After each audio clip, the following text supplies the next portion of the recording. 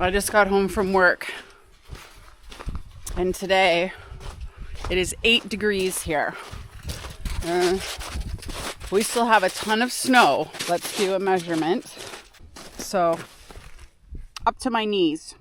We've got a full-on river flowing in the driveway. Look at that melt happening. That's nuts. The convergence of two rivers right here makes me want to go trout fishing.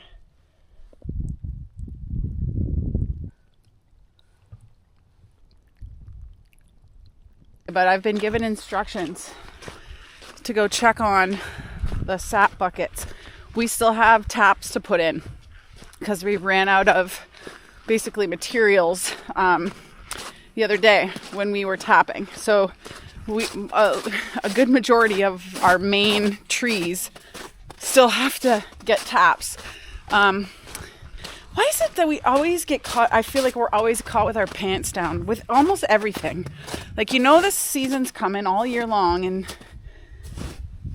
the only thing we did think of way in advance was the RO system, and that might not even be ready. And that was like months ago that we put a deposit on, so that was kind of frustrating. Let's go see what we got.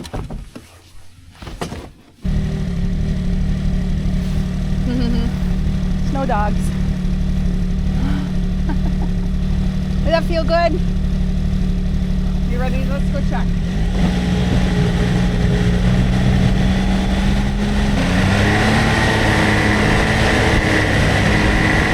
Springtails are out. See them all? These little black.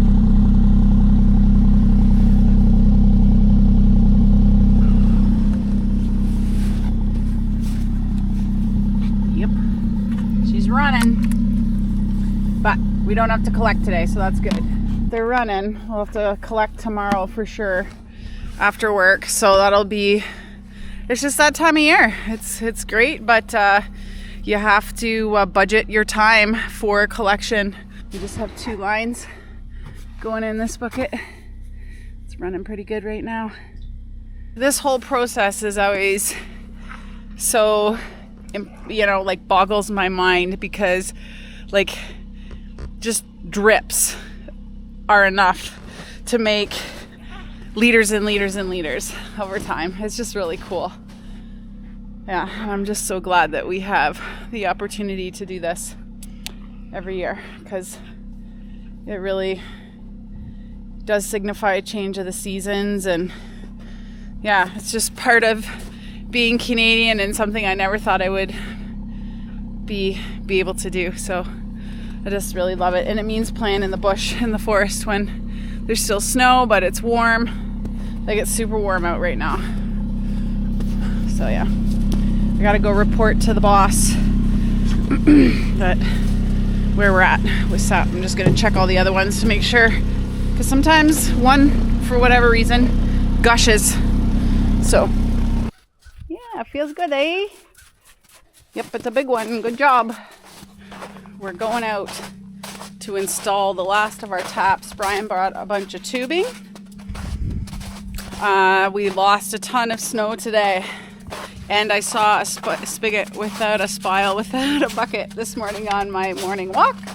So I gotta hang out one last bucket there. It happens, but it's beautiful sunset right now.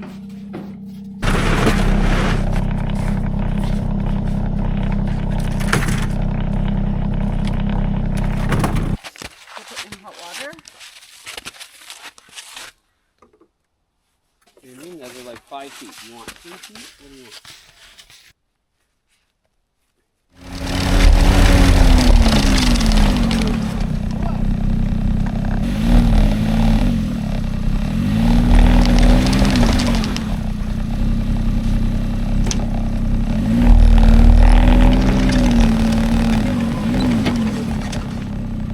So we just have, there's enough room in the buckets that we can leave it for another day, which is good because we have curling tonight.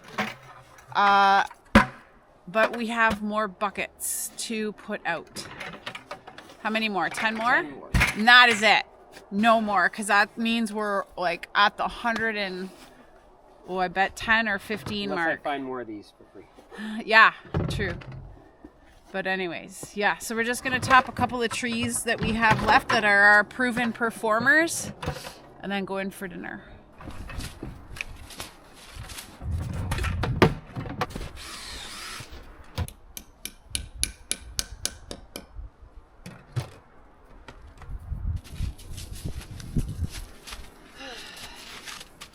Hello.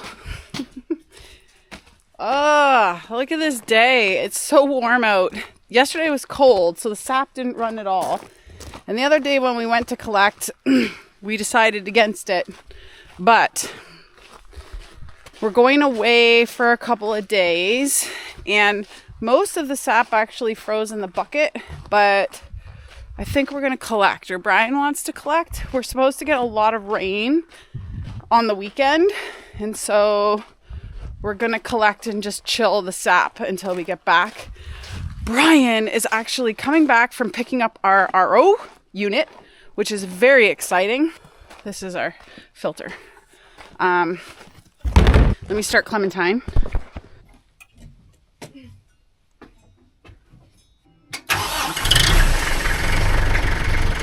I don't like driving the tractor through the bush. It sketches me out, especially on the hills loaded with sap. But the snowblower's still on, as well as there's some tight spots. But I'll at least get it in there, and then hopefully Brian will get home and come and help me.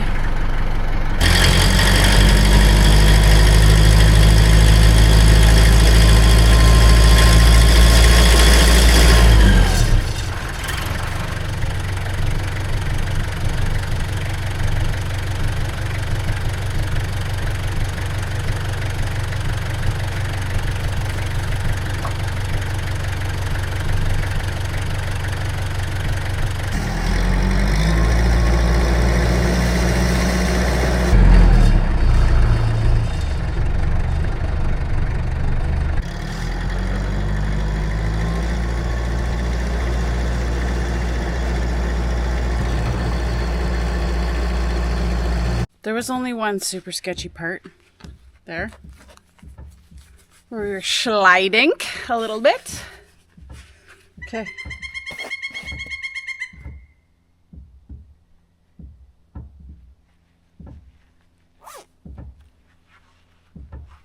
I had a class here today for a wildlife lab, and one of the things that is common when you have sap buckets is that flying squirrels get in and drown.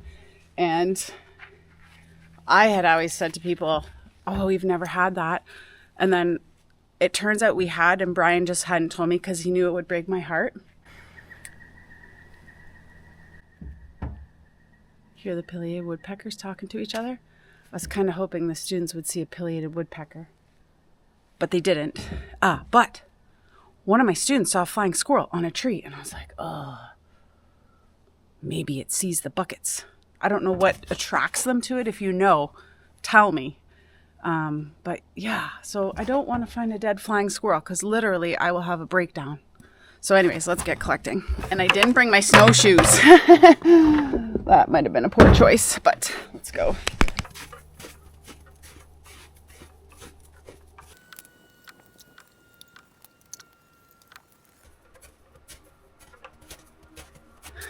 Here comes my trusty steed. And I'm going to have to send him back because I bet he doesn't have the other bucket.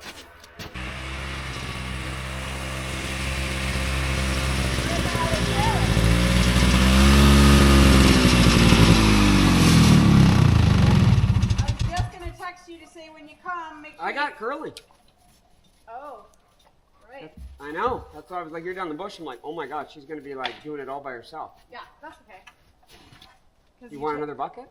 No, I got two if you're not coming, staying here. I'm just nervous. I don't know that I want to drive this thing out. So I might just drive. You get all right on the way in. It's harder to come in than it is to go out. That makes me so nervous. Okay. Well, if you can't get out, just drop it. Just leave it. Yeah. Okay. Just throwing the pucks back in. Yep. And if I find a flying squirrel in here, so help me God. That was cool though. Brian had to go to, here he comes, I don't know what he's doing. He has to go to curling. I'm gonna be out here till dark, easily. Oh boy. I forgot he had curling tonight.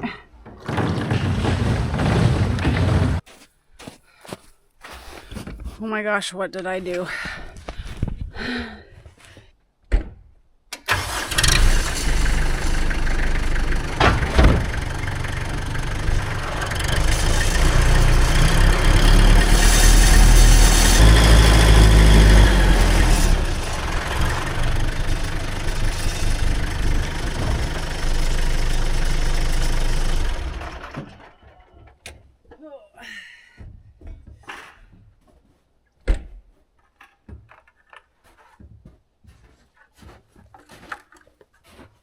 Baby.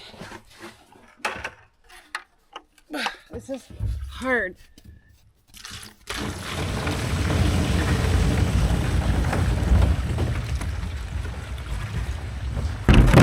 Some of the tricks. Because we collect in 5-gallon pails, and although I like to think I'm strong, after a full 5-gallon pail to lift and pour is too much. So I take it and fill it to half.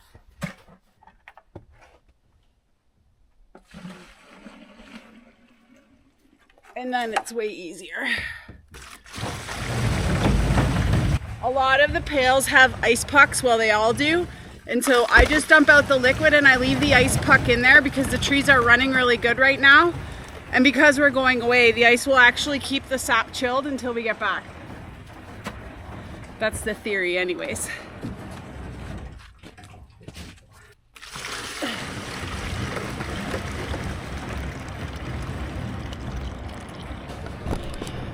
Something about that sound.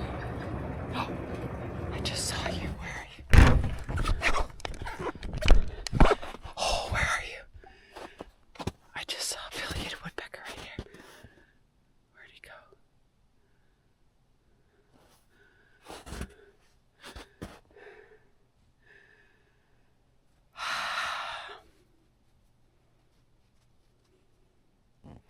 There are some moments where this feels like real work. And then moments like that happen and it's like,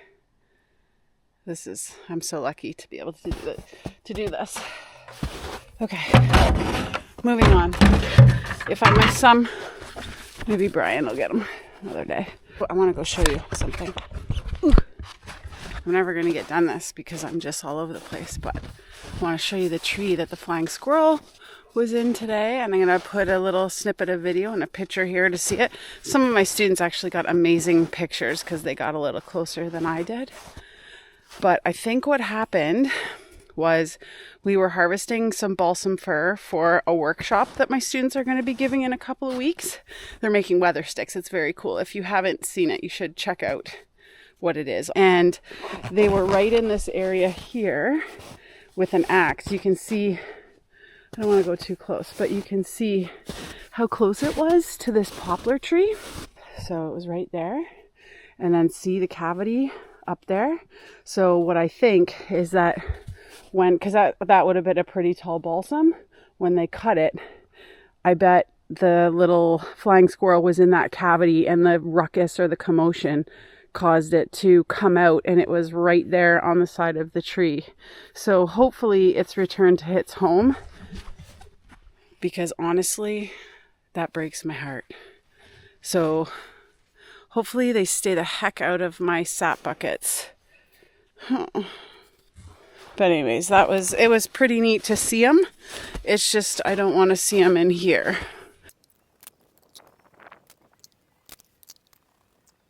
Oh, that's a heavy one.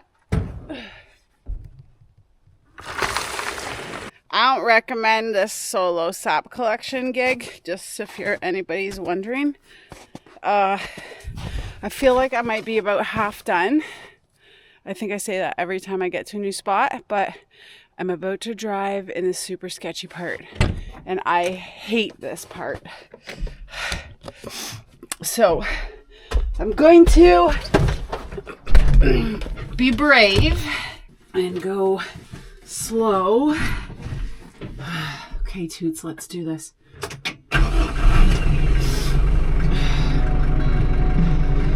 leaving the music on. Okay. Here goes nothing. My emergency... I don't even like country music. My emergency response is going to be drop the forks, then the snowblower. Brian told me that it's easier to go out than in. So, and he's an expert driver. Tulip, I can't see. Where the heck are you? What the hell, Tulip? Oh my god.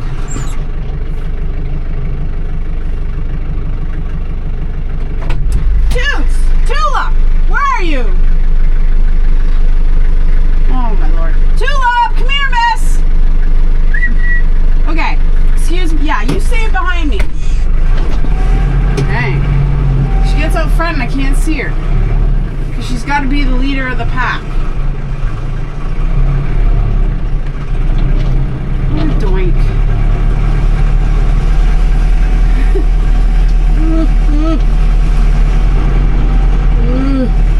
Oh my god, I do not like this. And this isn't even the bad part. Oh, I do not like this.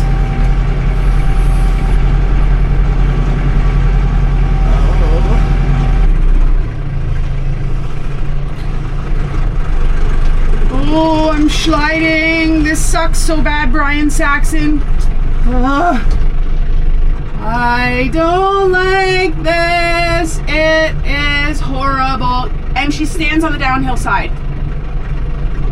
Oh, it's a lot of yelling. About to slide into the big white pine here.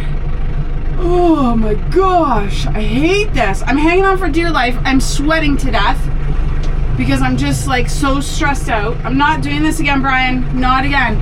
That was not enjoyable. Ugh. I made it. Oh. And it's probably not even that like scary, but I don't like driving. I don't like those kinds of situations. We made it. We're on the home stretch.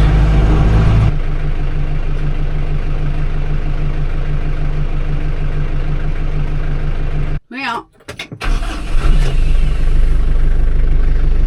That was a long haul. I got a couple left up the hill, kind of on the outside of the bush, but I did it. Proud of myself, because that's the most taps we've ever put in.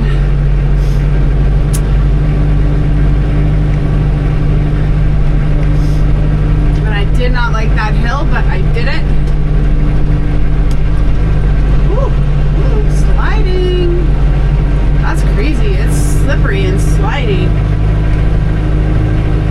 I think I put in another video, but Brian went down, like snowblowed a path, and thank goodness, because it made a huge difference. And he did a path all the way up into the bush, so that made a huge difference in like driving. I think it would have been a lot sketchier had he not done that, so that's really good.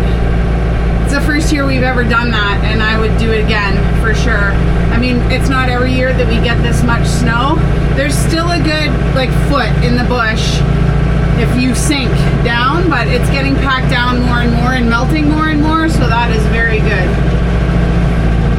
I'm glad that we got a lot of frozen buckets, because otherwise it would have been cray volume. So I'll get that another day. But you know what the unfortunate, hang on. You know what the unfortunate part tonight is? I'll show you. I don't know if you can see it. But we have a full moon tonight, and you can just see it in the sky. There's too many clouds, so that is too bad. Because that would have been really pretty if it wasn't cloudy. It's a little bit clouded over. Yeah, it's cloudy. But see it? Look at how beautiful that is. It's like a foggy moon. It's some kind of moon. I'm not exactly sure which one it's called today, but let's go get the last of these buckets and be done with our, thank goodness for daylight savings time. Keep the sap cold. So most likely we will boil on Sunday because we'll probably have enough sap to boil maybe when we get home on Sunday. If not, definitely next weekend. But that means we have to keep it in the dark.